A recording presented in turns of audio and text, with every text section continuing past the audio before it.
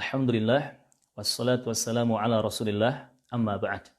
Teman-teman rahimakumullah, di penghujung Ramadan pada tahun ini, kita mungkin tidak bisa mengerjakan sholat Idul Fitri di lapangan terbuka.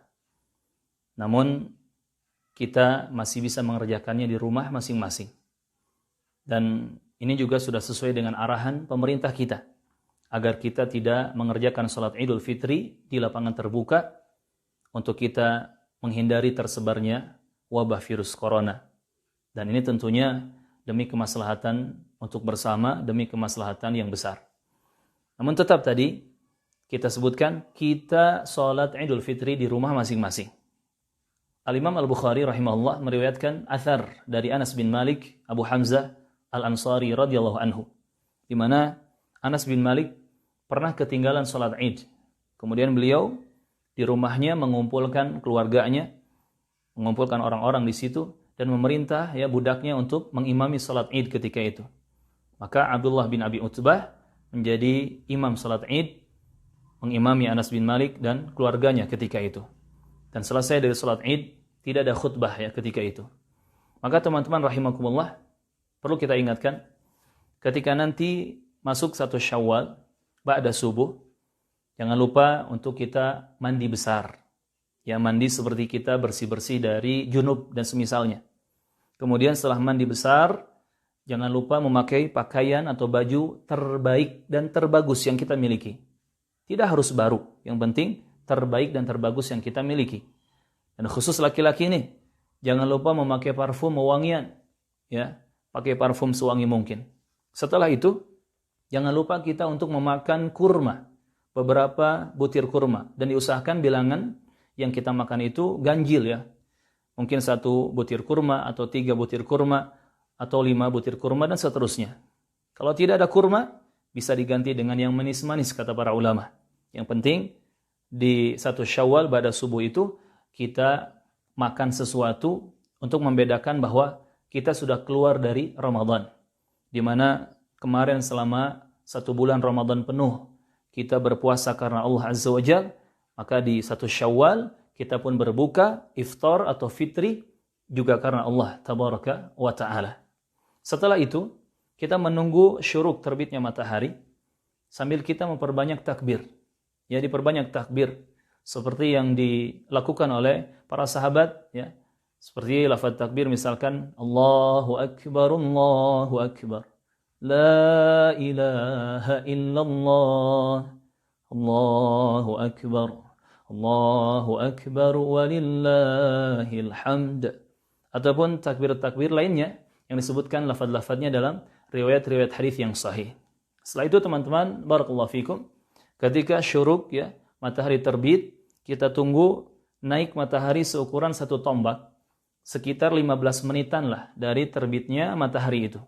Ini sudah masuk waktu sholat Id, di mana waktu sholat Id ini memanjang sampai beberapa belas menit sebelum masuknya waktu zuhur, sekitar 10-15 menit sebelum datang waktu zuhur. Tetapi afdalnya, lebih utamanya kita mengerjakan sholat Id di awal waktu. Ya, kita kerjakan sholat Id bersama keluarga, berjamaah di rumah ya.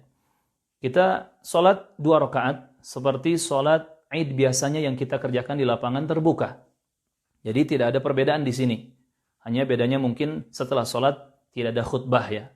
Yang kalaupun ada khutbah dari seseorang di rumah kita, itu sah-sah saja. Tetapi yang afdal tidak ada khutbah. Nah, ketika kita memulai sholat, jangan lupa ya, niat dalam hati itu sholat Id. Ya, bukan sholat ba'diyah subuh ataupun yang lainnya. Diniatkan dalam hati, tidak perlu diucapkan. Niat dalam hati itu sholat Id. Dan ingat, salat Id itu tidak diawali dengan azan, juga tidak diawali dengan iqamah. Tidak ada azan, tidak ada iqamah sebelumnya. Langsung kita ya bersiap-siap untuk salat. Dimulai dengan takbiratul ihram. Allahu Akbar. Dan pendapat yang kuat, takbiratul ihram ini tidak dihitung sebagai takbir tambahan. Maka setelah takbiratul ihram, kita membaca doa istiftah atau iftitah. Ya, kita membaca doa istiftah.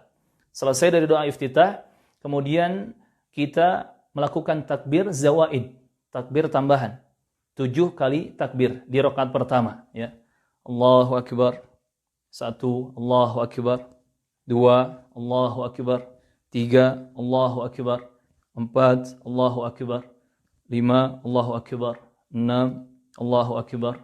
7. Sampai 7 kali takbir tambahan. Dan di antara takbir tambahan ini tidak ada doa khusus apapun. Ya, tidak ada doa khusus apapun. Namun kalau yang menjadi imam hendaknya dia memberi jeda sebentar agar para makmum bisa mengikuti takbir tambahan tersebut. Setelah selesai ya pada takbir ke-7 kemudian membaca ta'awud, a'udzubillahi minasyaitonirrajim, kemudian baca Al-Fatihah. Ya seperti biasa. Setelah amin, kemudian di rakaat pertama sunnahnya membaca surat Qaf. Qaf wal Qur'anil Majid.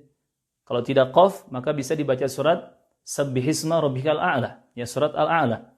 Sabbihisma Rabbikal A'la sampai akhir surat. Ini di rakaat pertama. Selesai bacaan, kemudian kita ruku seperti biasa ya. Allahu Akbar. Ruku seperti biasa ya. Kemudian bangkit dari ruku, i'tidal, kemudian sujud ya seperti biasa, duduk di antara dua sujud, sujud lagi. Nah, setelah sujud yang kedua, kemudian kita bangkit untuk rakaat kedua. Di sini ada takbir intiqal ya. Kita bangkit dari sujud untuk ke rakaat kedua. Allahu Akbar. Nah, takbir intiqal ini tidak dihitung untuk takbir tambahan 5 kali takbir di rakaat kedua. Maka setelah takbir intiqal ini, kita tambah 5 kali takbir. Allahu Akbar. Allahu Akbar. Allahu Akbar. Sampai 5 kali tambahan takbir. Barakallahu fikum. Setelah itu, baru kita baca ya ta'awud, kemudian Al-Fatihah, ya termasuk basmalah ya sebelum Al-Fatihah. Setelah itu, kita mengucapkan amin, lalu kita membaca surat Al-Qamar. Iqtarabatis sa'atu wa syaqqal qamar, dibaca sampai akhir surat. Atau boleh ya diganti dengan surat Al-Ghasyiyah. Hal ataka hadithul Ghasyiyah.